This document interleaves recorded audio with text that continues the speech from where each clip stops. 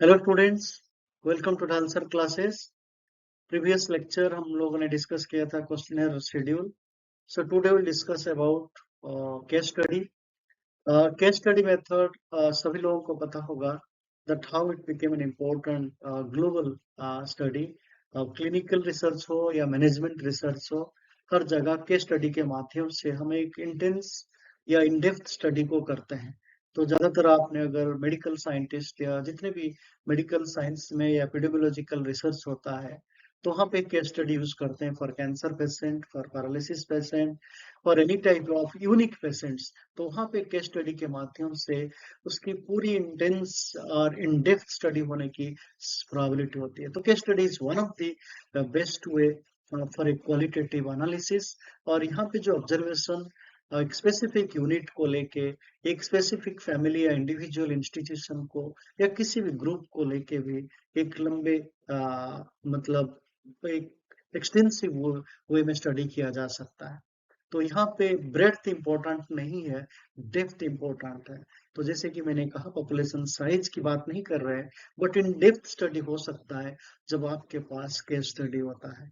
तो यहाँ पे एक लिमिटेड कंडीशंस में लिमिटेड स्टडी को अगर आपके पास इन डेप्थ एनालिसिस होता है, यूजुअली हम लोग रिसर्च में कभी कभी कुछ 10 से 15 या 12 केस स्टडी दे के हम अपनी रिसर्च को और इंटेंस या सारी हम लोगों ने सैंपल कलेक्ट करते हैं, सबकी केस स्टडी हो नहीं सकता है। तो पिकुलियर केसेस है जिन्होंने ज्यादा टाइम दिया है एज ए रेस्पोंडेंट, और उनकी बातों को हम कुछ रोचक बातें उन्होंने शेयर किया है, उस बात को हम अपने थीसिस में या अपने रिसर्च में शो करते हैं, like a case study, that how their understanding of meaning or the situation is different and something unique, so that becomes an essential part of your investigation. तो हमारी अनुसंधान या शोध को एक अच्छे रूप देने के लिए, एक अच्छे आउटपुट को जस्टिफाई करने के लिए, तो यहाँ पे केस स्टडी का एक इम्पोर्टेंस या महत्व रहती है, जो हमें लगता है हर रिसर्च में केस स्टडी को रखने की जरूरत है। और ये जो केस स्टडी है, आपने अगर पढ़ा होगा, बर्गेज कॉल्स इट सोशल माइक्रोस्कोप। क्यों कहते हैं? क्योंकि जितना माइन्यूटली किसी मीनिंग को, इन डेप्थ मीनिंग को समझने के लिए केस स्टडी के माध्यम से हम देख सकते हैं। और उसमें बिहेवियर से लेके, उसमें एटीट्यूड, उसमें एक इंडिविजुअल फैमिली या लाइफ हिस्ट्री, या एक केस जो आपको हिस्टोरिकली एग्जस्टिव वे में एक व्यक्ति अपनी बात को रख सकता है, अपनी बात को बता सकता है। Any cases, suppose somebody is working on any specific issues, for example crime हो सकता है या किसी तरीके की बिहेवियरल रिसर्च हो सकता है, जो एक व्यक्ति अपने पूरी हिस्ट्री की तरह कैसे किस तरीके के अपनी पुराने बातें को लेके अपने प्रेजेंट कंटेक्स्ट तक सारी बातें को शेयर करता है, तब हमारे लिए केस स्टडी की तरह हो जाता है। That how it is being constructed day by day, how that individual has given the detail story of what we wanted to justify through our hypothesis या objectives।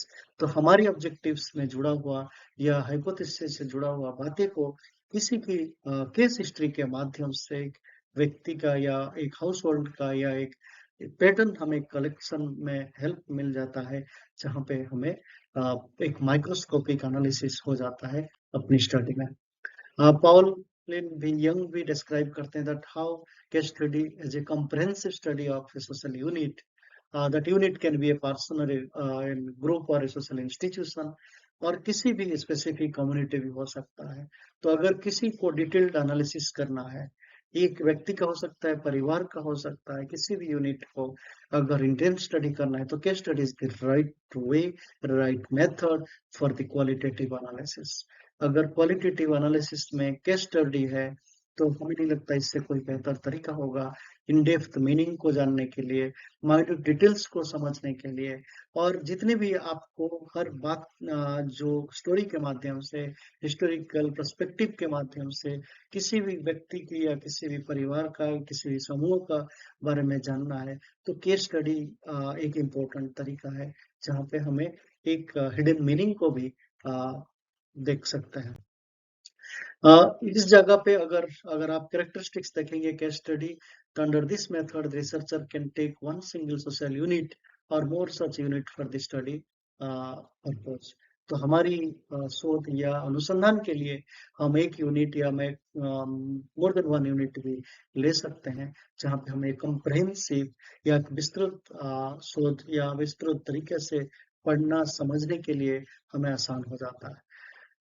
Then the selected unit is studies intensively, जैसे कि मैंने कहा यहाँ पे minute details, तो आपकी ऐसा बिल्कुल नहीं होगा जो कुछ बातें उसमें छोड़ना है, उसकी हर बातें को, रेस्पोंडेंट की हर चीजों को माइन्यूटली ध्यान से लिखना है और उसको ध्यान देना है, ध्यान आकर्षण करना है, और उसमें बहुत सारे इंफॉर्मेशन जो आपको लगे जो ये चीज अगर केस स्टडी ना होता तो इस तरीके की मीनिंग ना मिलता।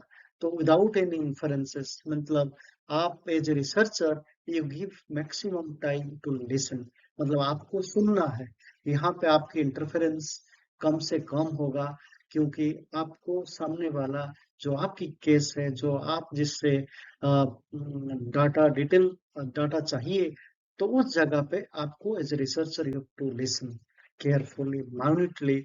तो वहां पे एक यूनिट को हर तरीके से एक होलिस्टिक अप्रोच में समझने के लिए उसकी जो कॉम्प्लेक्स तरीका जो अंदर छुपा हुआ है, और ये सारी यूनिट को कैसे एक्सप्रेस करना है, इस तरीके की जो मेथड हम यूज करते हैं, तो हमें समझ में आ जाता है। So under this method this approach is very much qualitative. यहाँ पे गुणवत्ता या जो इस तरीके की क्वालिटेटिव स्टडी में हम यूज करते हैं, बट क्वांटिटेटिव में हम इस तरीके की मेथड को अवॉइड करते हैं या नहीं होता है। So mostly this method is qualitative in nature.